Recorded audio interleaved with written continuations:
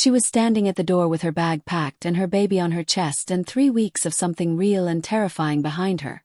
And the most dangerous man in Seoul was standing in the corridor asking her not to go. Not begging. Not pleading. Just standing there with everything he never says written all over his face for the very first time. And Faith Adeyemi, who had crossed oceans for love once before and been handed back a packed bag in return, stood at that door and felt the most important decision of her life sitting in the space between one breath and the next. She had every reason to leave. She had one reason to stay. And that reason was looking at her like she was the only thing in 40 floors of empire that he could not afford to lose. This is part 2 of Husband Throws Out 40 Weeks Pregnant Black Wife. She texts Korean Mafia boss by mistake. And if you thought part 1 broke you, you have absolutely no idea what is coming. Welcome to Afro-K romance fairy tale. On today's episode you will get a dose of betrayal, unexpected plot twists, raw emotion, a confession that will stop your heart, a proposal nobody saw coming, and a beginning that was written in the stars from the moment a wrong number changed everything. If this is your first time here, make sure to like, subscribe, click the notification icon so you never miss a new story, and send this to someone who needs a love story that hits different. Tell me in the comments which city you are watching from. I really want to know. Now before we dive in, a quick recap for anyone just joining us. In part 1, Faith Adeyemi, a beautiful Nigerian woman, 40 weeks pregnant, was thrown out of her home in the rain by her Korean husband Tae Park, who had been secretly seeing an exotic dancer named Yuna for 3 months. With nowhere to go and everything falling apart around her, Faith reached for her phone to call her best friend, and sent the most desperate message of her life to the completely wrong number. That number belonged to Jun-seo, 34 years old, Seoul's most feared crime boss. A man who had not felt anything he couldn't control in 15 years. He read her message 3 times. Then he sent a car. Faith ended up in his penthouse. Yuna disappeared with every asset Tae owned and vanished without a trace. Tae came back broken and begging, and Faith looked at him with the calm of a woman who had finished her grieving already and told him to go home. Jun-seo stood beside her and said nothing, because he didn't need to. And in the golden hour light of a Seoul evening, something between them that had been building for 3 weeks finally, quietly, arrived. Then Tae filed for custody of their daughter Seo-yeon. And everything Faith had been carefully holding together began to shake. Now let's dive back into this incredible story. 3 weeks. That was how long it had been since the night of the rain and the wrong number and a car that arrived at the exact moment Faith had run out of options. 3 weeks since she had stepped out of an elevator into 40 floors of someone else's life and somehow, quietly, without asking permission, begun to make it her own. The penthouse was different now. Not dramatically. Not in ways that announced themselves. But in the small, undeniable details that told the truth about a space when its inhabitants were not watching. A Nigerian cookbook with broken spine and annotated pages sat permanently on the kitchen counter. A soft yellow baby blanket lived on the arm of the designer couch regardless of how many times the housekeeper tidied it away. It always came back because Mrs. O put it back, because Mrs. O had decided certain things belonged where they landed. Seo-yeon's bassinet had migrated from the guest room to the living room and then gradually, without any formal announcement, to a position beside the main couch where both adults spent their evenings, close enough that either of them could reach her without standing up. Neither of them had discussed this migration. Neither of them needed to. Seo-yeon herself was 3 weeks old and already a personality. She had opinions about everything. The angle at which she was held, the specific warmth of the blanket against her cheek, the voices she preferred in the dark hours of early morning. Faith loved her with a ferocity that still sometimes surprised her. This complete, overwhelming love that had survived everything her marriage had put it through and come out the other side larger and more certain than before. Jun-seo had not left. That was the thing Faith kept returning to in the quiet hours. He had not withdrawn the way she had been bracing for. The gradual polite retreat of a powerful man who had made an impulsive decision and needed a graceful way to unmake it. Instead he stayed. He came home earlier. He sat at the kitchen counter holding documents he was not reading. He held Seo-yeon in the evenings with the practiced ease of a man who had been doing it for years and the expression of someone experiencing it for the very first time. both things simultaneously, which should have been impossible and on him was not. Faith noticed all of it. She noticed and said nothing because she had learned in 3 weeks that Jun-seo communicated almost entirely in what he did not say. She had learned to read his silences. The 2-second pause before certain answers. The way his eyes moved to her when she was not looking and moved away the instant she turned. The way he said her name, Faith, with a flatness that carried more weight in it than warmth but was not warmth's opposite either. She was not naive about what was building between them. She was terrified of it. Because she had been here before. Not here exactly. Nothing about her life before had looked like this man or this penthouse or this impossible situation.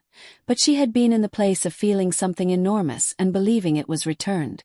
And she knew what it cost when the belief turned out to be wrong. Tae Park had taught her that lesson on a concrete step in the rain. She was not sure she had enough of herself left to learn it twice. So she kept the warmth at arm's length. She smiled across the kitchen counter and kept her feet on her side of the invisible line she had drawn between what this was and what it was not. She held that line even on the evening they had ended up side by side at the counter. Too close, neither moving, his hand near hers on the cold marble, and something almost happened that would have changed everything. She stepped back. She said good night in the careful voice she used when she needed distance, and went to the guest room and closed the door and sat on the edge of the bed with her heart hammering and told herself she had made the right choice.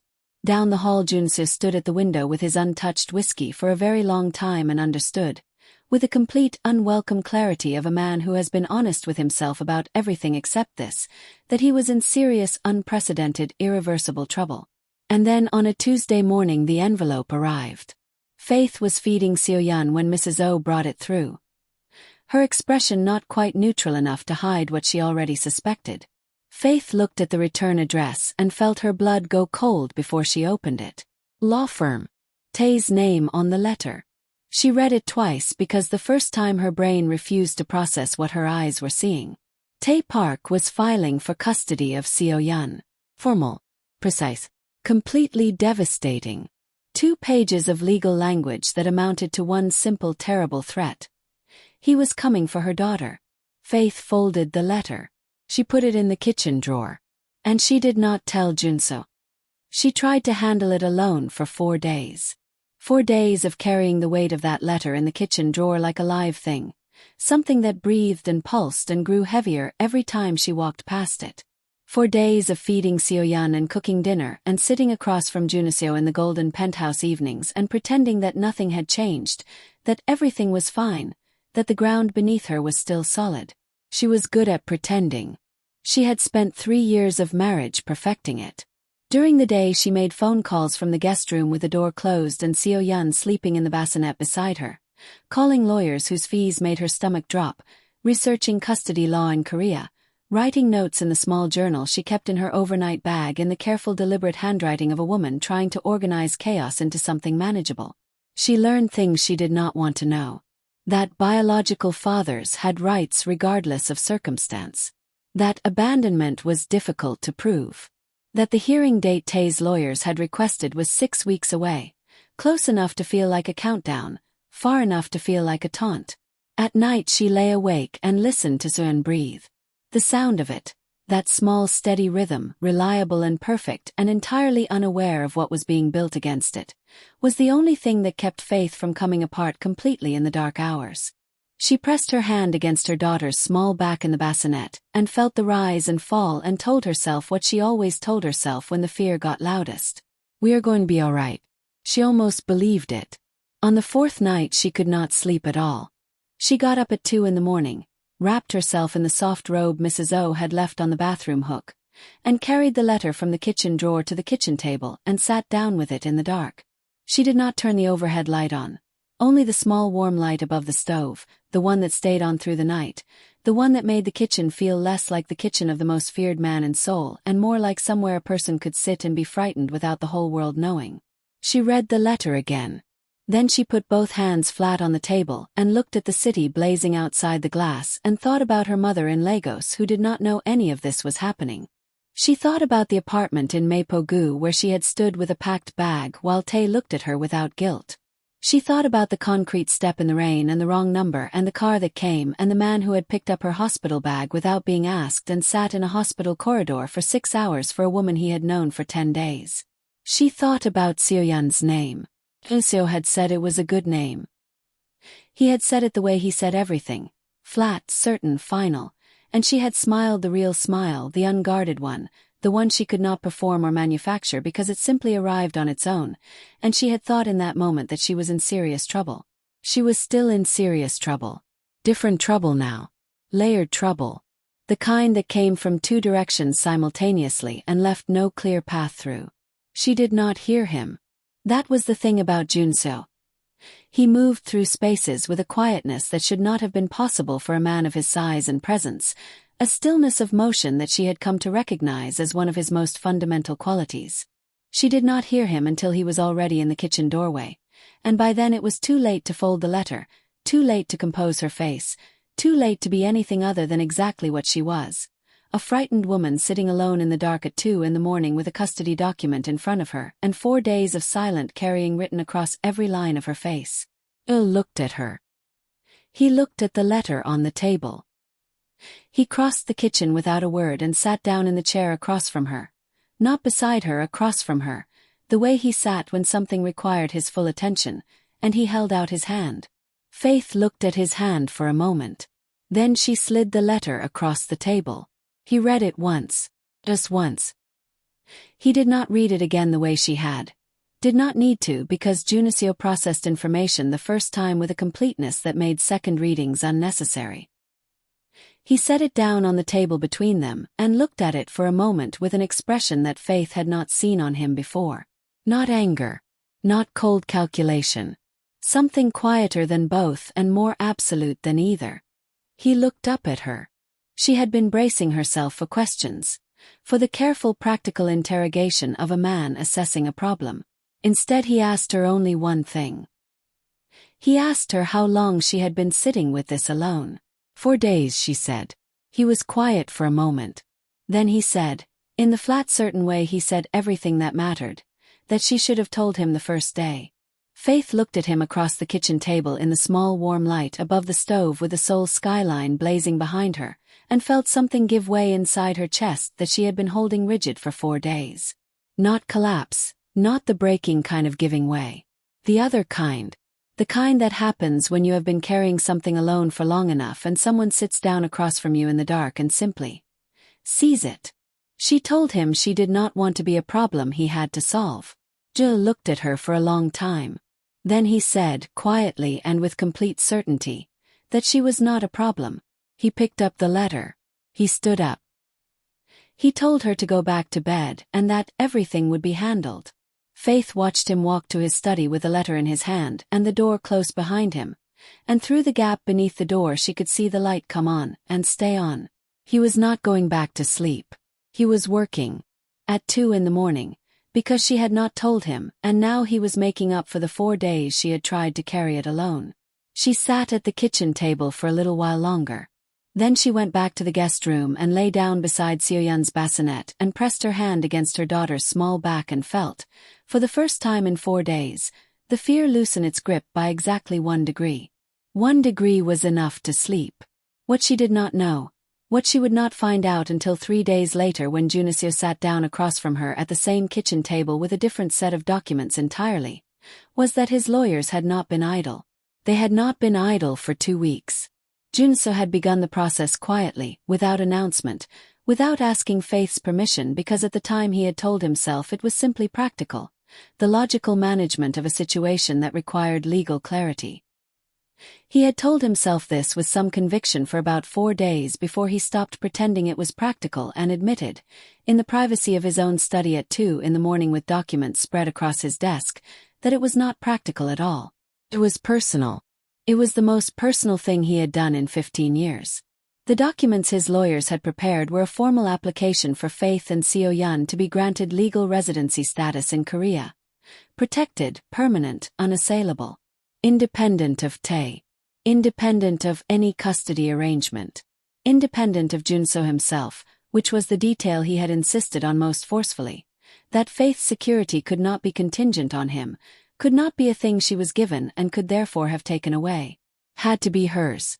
Fully and permanently hers. When he put the documents in front of her on the kitchen table 3 days after the 2 a.m. discovery, Faith read them in silence. She read them twice. Then she looked up at him and her eyes were full. Not spilling, not crying, just full in the way of a woman who has been handed something so unexpected and so exactly right that her body does not know what category to put it in. She asked him when he had started this. He told her 2 weeks ago. 2 weeks ago she had been keeping the warmth at arm's length and stepping back from almost moments and going to bed in the careful voice, and all the while he had been in his study at night building her a foundation she did not know she was standing on. Faith looked at him for a long time. She said his name. Ew. He looked back at her. And the invisible line she had drawn between what this was and what it was not, the line she had been holding carefully for 3 weeks, the line that Tae Park's lesson had written into her in the rain, trembled for the first time. Did not break. Not yet. But it trembled. And Jun-seo, who noticed everything, noticed that too. She came on a Friday afternoon. Faith was in the living room with Seo-yun, the baby awake and alert in that particular way she had recently developed, looking at the world with the focused intensity of someone conducting a serious investigation into everything, when the elevator doors opened and a woman stepped out who changed the temperature of the entire penthouse in the space of a single breath. She was Korean. Late 30s. The kind of beautiful that was architectural rather than decorative, structured and precise and entirely intentional, the way expensive things are beautiful. Her hair was dark and straight and fell perfectly to her collarbone. Her clothes were simple and cost more than most people's monthly salary. She carried herself with the ease of a woman who had been in this penthouse before, who knew where the elevator opened and how the light fell in the afternoons and what the city looked like from 40 floors up because she had stood at that window herself. She stopped when she saw Faith. Faith stopped when she saw her. For exactly 3 seconds neither of them spoke. 2 women in the same space, reading each other with the particular speed and accuracy that women deploy in moments like these, processing 10 years of unspoken history in the time it takes a city to exhale. Then the woman smiled. Warm. Genuine. Carefully composed. She said her name was Hone. She said she was a friend of Jun-seo's. She said she hoped she wasn't interrupting. Faith said she wasn't. She was lying. But she said it anyway because she had been raised with manners, and manners did not abandon you simply because a beautiful Korean woman had just walked out of your borrowed penthouse elevator looking like she belonged there more than you did. Mrs. O appeared from the kitchen with an expression that Faith could not fully read. Something between recognition and wariness, the expression of a woman who knew this visitor's history and was not entirely certain about the timing of her arrival. She greeted Hone politely. She disappeared back into the kitchen. She did not offer tea, which was notable because Mrs. O offered everyone tea. Always. Without exception. Hone sat on the couch across from Faith with the composed ease of a woman making herself comfortable in a space she was familiar with, and looked at Seo-yun with an expression of genuine warmth that Faith found, to her own irritation, impossible to distrust. She said the baby was beautiful. Faith said thank you. Hone said she had heard about Faith from mutual contacts. That Jun-seo had someone staying at the penthouse, that there was a baby.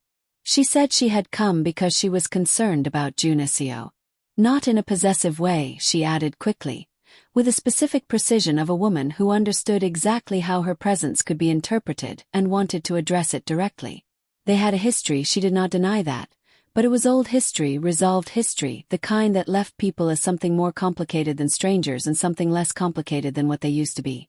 She said she had come because in 15 years she had never seen Jun-seo make a decision that did not serve his empire first. And what she was hearing suggested he was making decisions that served something else entirely. She said she wanted to make sure he was all right. Faith listened to all of this with the careful neutrality of a woman whose internal landscape was doing something entirely different from her external expression. Because what Faith heard underneath Hone's careful words, underneath the warmth and the concern and the old history resolved, was the outline of a life that Jun-seo had lived before her. A life that had contained this woman. A life that had contained feelings significant enough that 15 years later this woman had driven across Seoul on a Friday afternoon to check on him. And Faith thought, not for the first time but for the first time with this particular sharpness, Who am I in this story? Not who do I want to be. Not what is building between us. But factually, structurally, who am I? She was a woman who had sent a wrong number text in the rain. She was a woman who had been taken in out of practicality and something she could not name and had been given residency documents and a bassinet and a week of breastfeeding groceries and a man who sat in hospital corridors for 6 hours and found her at 2 a.m. with custody papers and said she should have told him the first day. She knew what all of that meant. She was afraid of what all of that meant. And Hone, sitting across from her with her perfect hair and her old history and her familiar ease in this space, was the first person who had made Faith feel, since the night she arrived, like an outsider in a story that had started long before the wrong number. Jun-seo came home 40 minutes later.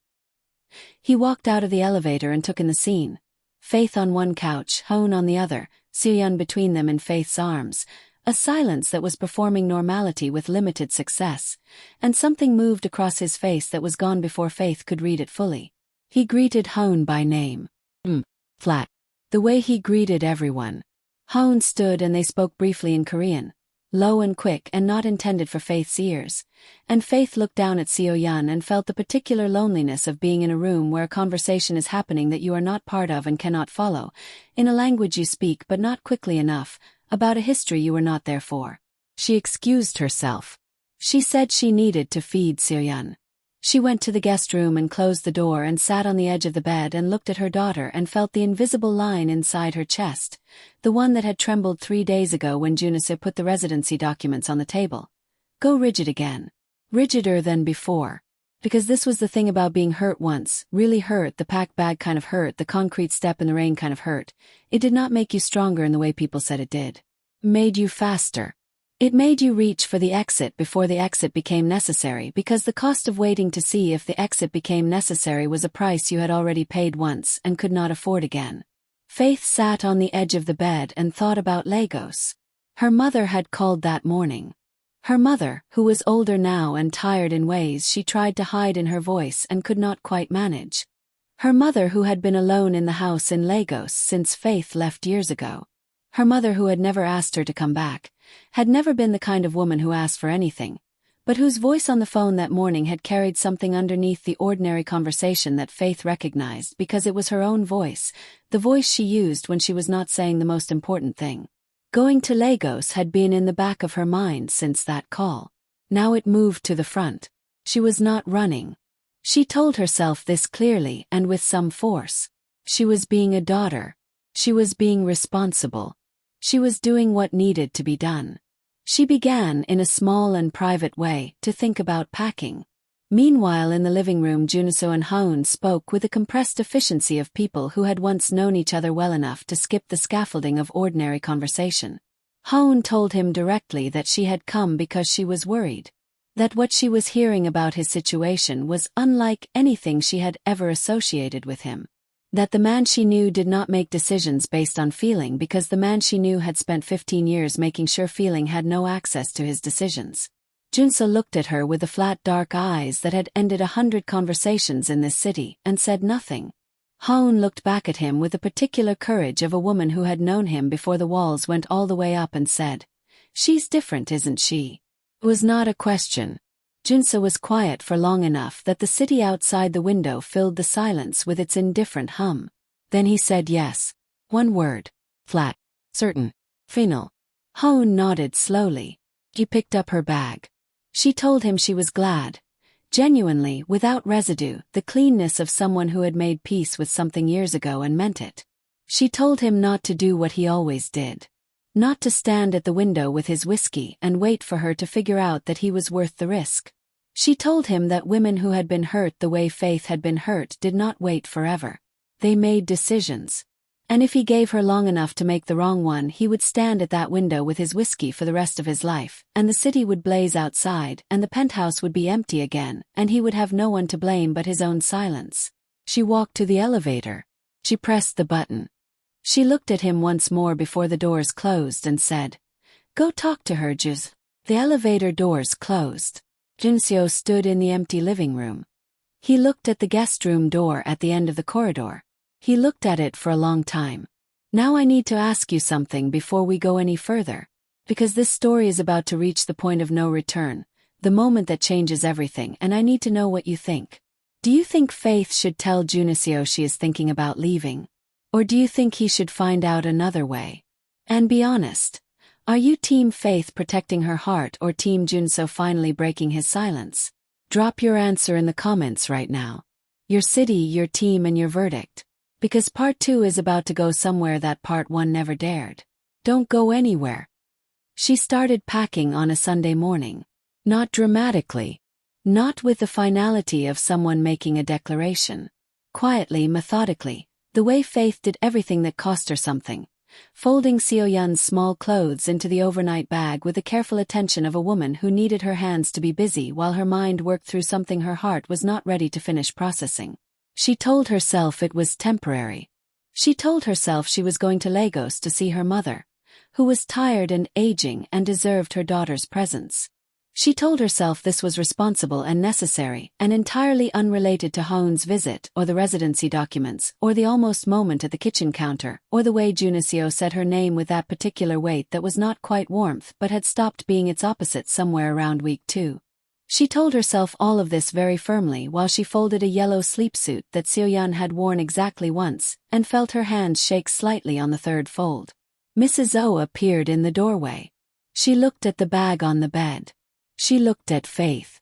She did not say anything for a moment, just stood in the doorway with the expression of a woman who had seen something she had been hoping not to see and was deciding how to carry it.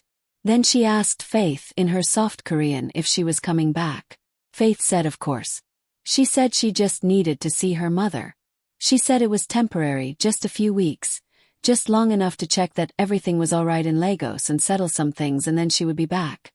Mrs. O looked at the bag. She looked at Faith. She said, very gently, very precisely, in the way of a woman who had earned the right to say true things, that sometimes when we pack a bag we are not entirely honest with ourselves about what we are packing it for. Faith did not answer. Mrs. O nodded once, the nod of a woman who had said what needed to be said and would not belabor it, and disappeared back down the corridor. Faith sat on the edge of the bed with a half-packed bag beside her and Seo-yeon asleep in the bassinet and the Seoul skyline blazing outside the window and thought about what Mrs. O had said for a long time. She was still thinking about it when she heard Jun-seo come home. She heard his keys, his footsteps, the particular quality of his silence moving through the penthouse. She had learned to hear that, the way you learn to hear the specific sounds of a place you have lived in long enough for it to become familiar. She heard him stop somewhere in the corridor. She heard nothing for a moment. Then she heard him knock on the guest room door. She said, "Come in." He opened the door and stood in the frame and looked at the bag on the bed and then at her, and his expression did not change. Not one muscle, not one flicker. But something happened behind his eyes that Faith felt across the room like a change in pressure. He asked her where she was going. She told him Lagos. Her mother. Just for a few weeks. She said it in the careful voice. The one she used when she needed distance. And even as she said it she heard herself and knew, with the honesty that quiet Sunday mornings have a way of forcing, that Mrs. O had been right. Jill looked at her for a long time. Then he looked at the bag. Then he looked back at her and said, quietly, "Is it your mother?" The question landed in the room and sat there. Faith opened her mouth. Closed it. He said it again. Not louder, not harder. Just with the additional weight of a man who had spent 3 weeks learning to read her silences the way she had spent 3 weeks learning to read his. "Is it your mother, Faith? Or is it something else?" She stood up. She told him it was both. She told him her mother was genuinely not well and she genuinely needed to go. And then she told him, because Sunday mornings and Mrs. O's words and 3 weeks of carrying things alone had worn her defenses down to something she could no longer fully maintain, that she was also scared. Jun-seo did not move from the doorway. He asked her what she was scared of. She told him she was scared of being wrong again. She told him she was scared of the residency documents and the bassinet and the 2 a.m. kitchen table and Hoon, who knew where the elevator opened because she had been here before, and all of it. All of it. Feeling like something she did not know how to trust, because the last time she had trusted something this large it had been packed into a bag and handed back to her in the rain. She said she was scared that she was reading something that was not there. She said she was scared that she was reading something that was there. She said she was scared of both possibilities equally, and she did not know what to do with that except to go to Lagos and be a daughter and give herself enough distance to think clearly. So listen to all of it without moving. When she finished, the penthouse was very quiet. The city blazed outside. Hyun breathed in the bassinet. And Jun-seo, who had not crossed the threshold of the guest room door, who was still standing in the frame with one hand on the doorpost, who had spent 15 years on the correct side of every line he had ever drawn, stepped into the room. He crossed it slowly. He stopped in front of her. Close, the way they had been at the kitchen counter, the way she had stepped back from before. And he looked at her with the dark, steady eyes that had never once in 15 years shown anyone what was behind them, and he let her see. Not everything. Not the full architecture. But enough. Enough that Faith felt her breath catch. He told her she was not reading something that was not there. He said it the way he said everything that mattered. Flat, certain, final, and the flatness of it, the absence of performance or decoration, was exactly what made it the most devastating thing anyone had said to her since Tae Park had stood in their bedroom and said her name was Yuna. Opposite in every way. Equal in weight. He told her he did not have language for what he felt because he had spent 15 years making sure he would never need that language, and he was not going to pretend otherwise. He told her that Seo-yeon's name was the first thing in years that had felt like something good and unambiguous, and entirely without the compromise that everything else in his life required. He told her that the penthouse had been a building before she came, and that buildings did not have the particular quality of the thing he came home to now, and he had not found a word for that quality yet, but he knew what its absence would feel like, and he knew he did not want to know that feeling from the inside. He said, "Don't go. Not forever. I am not asking you not to see your mother. But don't go the way you are packing. Don't go with the bag that means something else." Faith stood in front of him with everything she had survived in the last month sitting in her chest. The rain and the concrete step and the wrong number and the car and Seo-yeon arriving at 2:17 in the morning and the custody documents and the residency papers and Hoon's perfect hair and Mrs. O's gentle truth and all of it.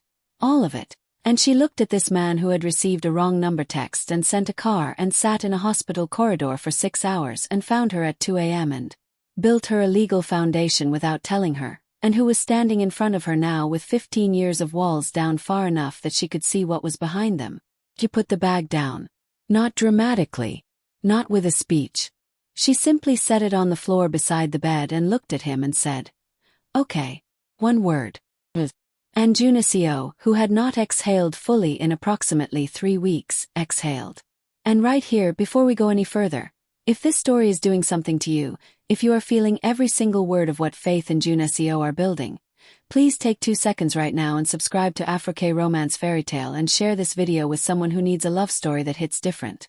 Every share brings this story to someone new who needs it. Every subscriber tells me to keep going. Now let's finish this. Because Part 2 is about to deliver everything Part 1 promised. The custody hearing was scheduled for a Thursday. Tae Park arrived at the family court building in Seoul wearing the best suit he still owned, which was not saying much, given that Yuna had liquidated everything attached to his name with the surgical efficiency of someone who had done this before and would do it again. He looked like a man performing the memory of who he used to be. Sharp on the outside. Hollow everywhere else. His lawyer was good. Not exceptional. Exceptional cost more than Tae currently had, but competent enough to have filed the paperwork correctly and constructed an argument around biological rights that had enough legal foundation to be taken seriously. Tae sat in the corridor outside the hearing room and told himself he was doing this for Seo-yeon. He had been telling himself this for 6 weeks. He almost believed it. What he had not told himself, what he was not yet honest enough to say directly, even in the privacy of his own diminished circumstances, was that the custody filing was the last card he held. The last thing with his name on it that had not been taken or lost or handed away. Seo-yeon was the last thread connecting him to the life he had destroyed, and pulling that thread was not love. It was the desperate grasping of a man who had nothing else left to hold. He sat in the corridor and waited. His lawyer came out of a preliminary meeting with the court clerk at 9:15 with an expression that Tae did not immediately understand. She sat down beside him. She told him, in the careful measured tone of a lawyer delivering information that was going to land badly, that opposing counsel had filed a response to the custody application 6 days ago. Comprehensive response. She said comprehensive the way people say words when they mean something larger. Thorough, meticulous, the kind of legal document that takes significant resources and significant intent to produce. She said the response included Faith's permanent residency documentation, a full account of the circumstances of Seo-yun's birth and the events preceding it, sworn statements from the attending physician at Yonsei Severance Hospital, and, she paused here with a particular pause of someone about to say the thing that changes the shape of everything, a counterfiling. Tae asked what kind of counterfiling. His lawyer told him. Tae sat very still in the corridor of the Seochogu family court building and felt the last card leave his hand. The counterfiling was a formal application for parental rights. Not biological, not by default, but by intention and demonstrated care. It was supported by 6 weeks of documented evidence. It was filed by a lawyer whose firm represented interests that made the court clerk straighten her posture when she processed the paperwork. And it was filed in the name of Min Jun-seo. Tae said nothing for a long time. Then he asked his lawyer what it meant. She told him it meant that continuing the custody application would require him to contest not just Faith's fitness as a mother, which was unassailable, but the formal parental claim of a man whose name in certain rooms of this city made other men straighten their posture without realizing they were doing it. She told him, gently and with professional clarity, that she could not in good conscience advise him to proceed. Tae looked at the ceiling of the corridor. He thought about Faith on the concrete step in the rain.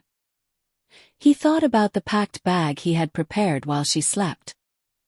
He thought about Yuna's empty closet and zero bank balance and disconnected phone number. He thought about the 20-week scan and Faith grabbing his hand in the dark of the ultrasound room and the way he had felt in that moment, briefly, genuinely, before he had chosen wrong, like a man on the edge of something good. He withdrew the application at 10 o'clock on a Thursday morning. He walked out of the Seochogu family court building into the Seoul autumn air, and he did not look back, and he did not call anyone, and he did not go anywhere in particular. He simply walked, through streets that had no interest in his story, past people who did not know his name, in a city that had already moved on from everything he used to be. And somewhere in that walking he began, slowly and without ceremony, the long difficult process of becoming someone who deserved better than the choices he had made. It was not a dramatic beginning. But it was a beginning. Faith found out about the counterfiling on the same Thursday evening. Jun-seo put the documents on the kitchen table the way he always put important things in front of her, without preamble, without performance, simply present and available for her to read in her own time. He sat across from her while she read them. He watched her face move through comprehension and then through something that went beyond comprehension into the territory of being deeply, completely, irrevocably seen by another person. She looked up at him when she finished. She asked him when he had filed this. He said 3 weeks ago. 3 weeks ago. Before Hone. Before the packing.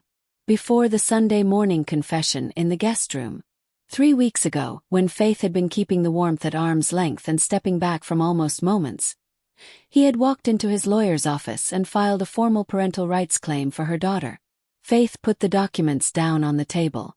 She pressed both hands flat against the surface, the same gesture she had always used for her belly, for Seo-yun, for the things she needed to hold steady when everything else was moving. She said his name. Ew. He looked at her. She told him she did not know what to do with him. She said it softly and with complete honesty. The particular honesty that arrives after all the defenses have been worn through and there is nothing left between what you feel and what you say. She told him she had spent her whole adult life loving someone who made her feel like a guest in her own story. She told him she did not know how to be with someone who kept building her foundations without being asked. Jun-seo was quiet for a moment. Then he said, "Learn." 1 word.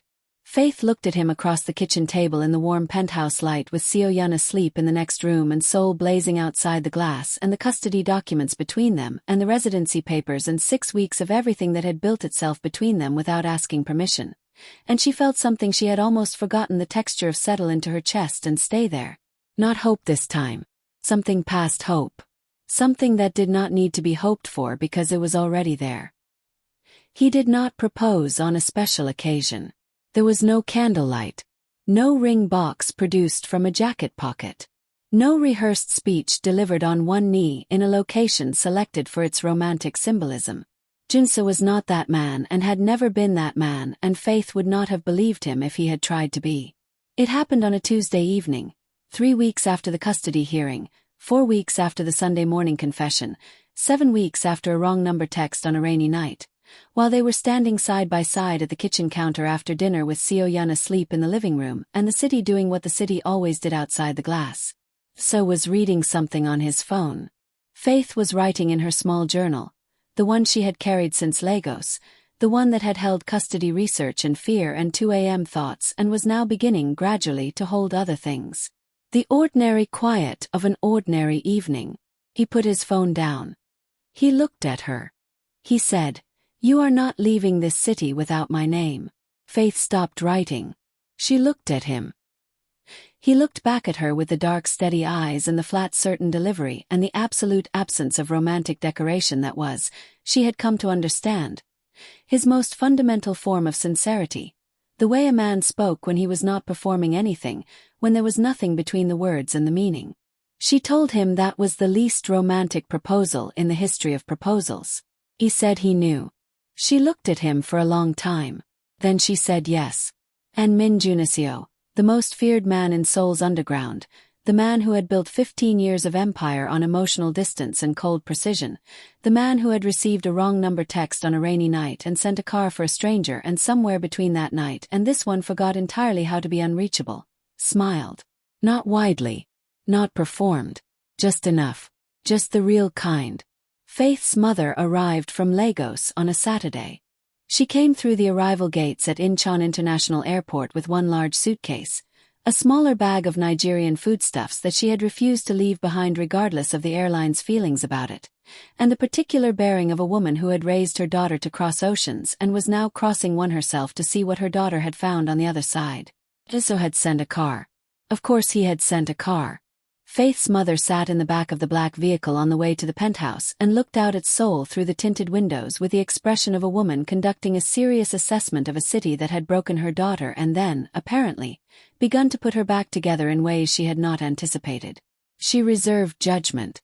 She was a woman who reserved judgment until she had the full information. She got the full information when the elevator doors opened into the penthouse and Jun-seo was standing there. He greeted her formally. He used her name, Mama Adeyemi, which Faith had not told him to use and which he had simply known was correct. He took her bags. He showed her to the room Mrs. O had prepared, larger than the guest room, warmer, already holding a vase of the particular flowers that Faith had once mentioned in passing her mother loved, which meant he had remembered and acted on the memory of a detail from a conversation that had not even been about flowers. Faith's mother looked at the flowers. She looked at Jun-seo. She looked at Faith holding Seo-yeon in the doorway with the expression of a woman who had found her footing in a place she had not planned to land. She said nothing for a moment.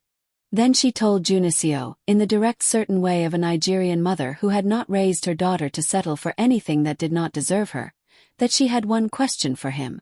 Jun-seo said she could ask him anything. She asked him if he understood what her daughter had survived to be standing in this room. The penthouse was very quiet. Jun-seo looked at Faith's mother with the dark steady eyes and said yes. That he understood it completely. That he had understood it since a rainy night when a wrong number text arrived on his phone and he read it 3 times and sent a car because something in him recognized, before the rest of him had caught up, that the woman on the other end of that message was the kind of woman whose survival deserved to be witnessed. Faith's mother looked at him for a long time. Then she nodded. Once. Firmly. The nod of a woman who had asked the only question that mattered, and received the only answer that would do. She turned to Faith and told her, in Yoruba, soft and private and meant only for her daughter's ears, that this one was different. Faith looked at her mother. She looked at Jun-seo. She looked at Seo-yeon in her arms. 3 weeks old, named for 2 worlds, entirely unaware and entirely the reason any of this had happened at all. She said she knew. The wedding was not small. It could not be small. Not with Jun-seo's world assembled in one room. Not with Faith's mother holding Seo-yeon in the front row in a deep purple Asawok that she had brought specifically from Lagos for this specific occasion, with the confidence of a woman who had known before she packed it that it would be worn at something significant.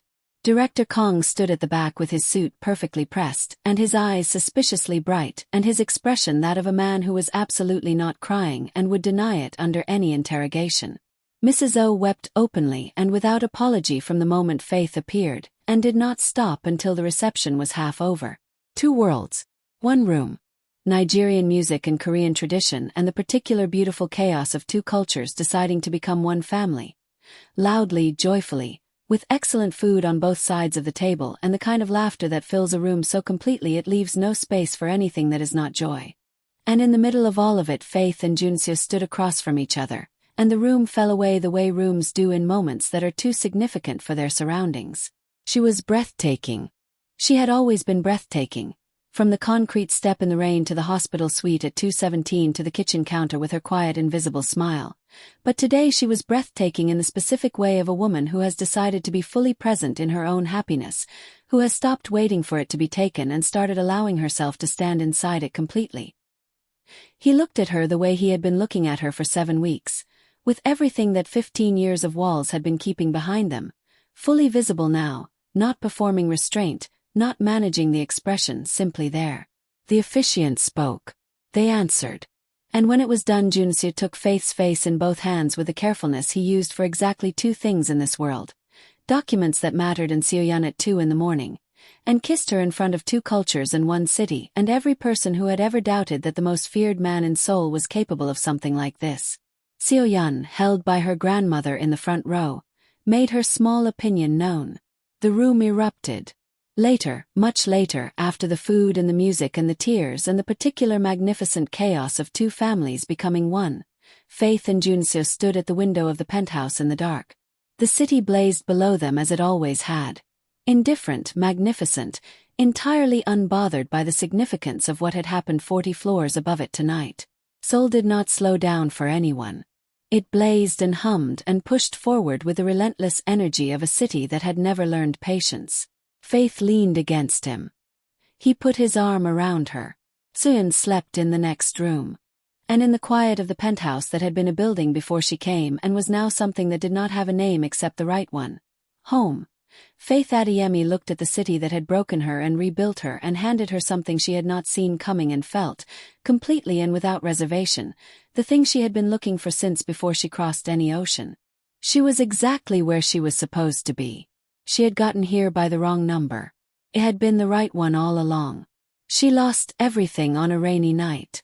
She found forever through a wrong number. And the most dangerous man in Seoul discovered that the only thing more powerful than an empire is the woman who makes you want to be worthy of one. Now I want to hear from you. Did Jun-seo's counterfiling for parental rights break you the way it broke Faith? And when he said, "You are not leaving this city without my name," was that the most romantic thing you have ever heard, or did you need him to do better?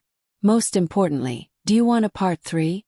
Because there is a story about Jun-seo's mother that is just getting started. And if the comments tell me what I think they are going to tell me, we are not done with Faith and Jun-seo yet. Drop your city, your reaction and your vote for part 3 in the comments right now. If this story moved you, and I believe it did, please like this video, subscribe to Afro-K Romance Fairy Tale, share this with someone who needs a love story that proves that the worst night of your life can be the beginning of your best one. I will see you in the next story.